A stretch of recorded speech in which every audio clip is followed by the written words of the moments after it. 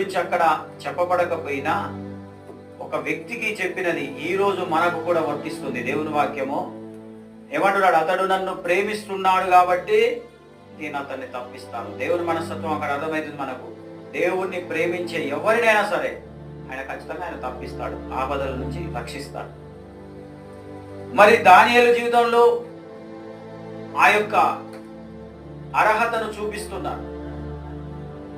క్రియల మూలంగా దేవుణ్ణి ప్రేమించేటటువంటి రుజువులు అక్కడ చూపిస్తున్నాడు. ఏమనంటే, నువ్వు యెహోవా దేవునికి ప్రార్థన చేస్తే నువ్వు శిక్షించబడతావు, రాజు కోపస్తే నీకు మరణ శిక్ష కూడా విధించవచ్చు అని తెలిసి కూడా దేవుని పట్ల విశ్వాసాన్ని, భక్తిని, ప్రేమను అక్కడ కనపరిచాడు. దానియేలు తన గదిలోకి వెళ్ళి దేవుని మందిరం వైపు కిటికీ తలుపులు తెరిచి రోజు